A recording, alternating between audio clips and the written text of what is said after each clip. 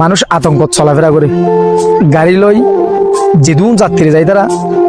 রাতে বিভিন্ন সময় কলমা করে করে যাব আনতি কারণ আসসালামু আলাইকুম রহমতুল্লাহ বরকাতুহু আর যে জায়গানতে ই আনলে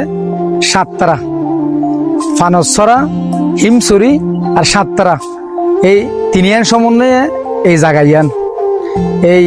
আনা বর্তমান জিয়ান বললো সাহেব ইয়ান ওই দেখি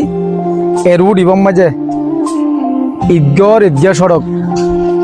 এরুড ইবম প্রতিনিয়ত প্রতির সময় প্রতিক্ষণ মাঝে বিভিন্ন সময় আমরা ডাহাতি হই মানুষ আতঙ্কত চলাফেরা করে গাড়ি লই যেদুন যাত্রী যাই তারা রাতে বিভিন্ন সময় কলমা করে করে যাব আনতি কারণ সপ্তাহে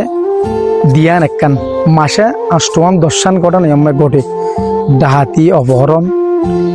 এই বিভিন্ন সময় বিভিন্ন কিছু গাড়ি ডাহাতি মানুষ অপহরণ তো এই মানুষ আতঙ্ক মাইয়া চলাফেরা করে তো ঈদগিয়া 30 জুন যাতায়াত করে ঈদগার বাইরে মানুষ তারা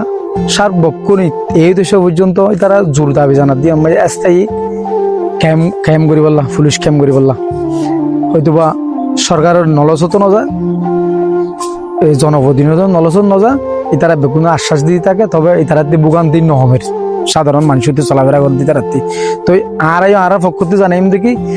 যত সময় যদি স্থায়ী ক্যাম্প করা যায় হয়তোবা মানুষের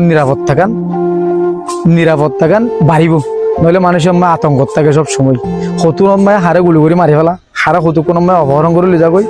ইয়ান মানুষের সবসময় মানুষের ভোগান্তি থাকে এ কারণে আর সব সময় ওনারা এই সর্বোচ্চ জোর দাবি জানেন তারা ব্যক্তিগত জানে আর এটি ইয়া জনমানব শূন্য শুধু গাড়ি ঘোড়া কিন্তু চলার বিভিন্ন চূড়ামত আছে এটা ডাহাইতলর বিভিন্ন মিকাতে অপহরণ করে বিভিন্ন কালো যাবে শুধু জায়গা কিনা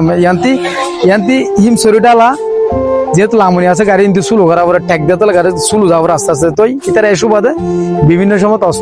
অস্ত্রের হাতে জিম্মি করি গাড়ি মেয়ে ঠেক দিয়ে গাছ দিয়ে বাস দিয়ে গাড়ি ত্যাগ করে এর অপহরণ করে সব সময় তো এই রোধ করি বললা বলি যথাযথ আইনে যদি ভালো পদক্ষেপ যদি নলদ হয় ভোগান্তিন ঈদগার বাইশের মানুষের তো নহইব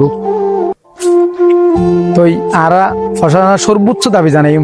ইনর সুষ্ঠু নিরসন যাতে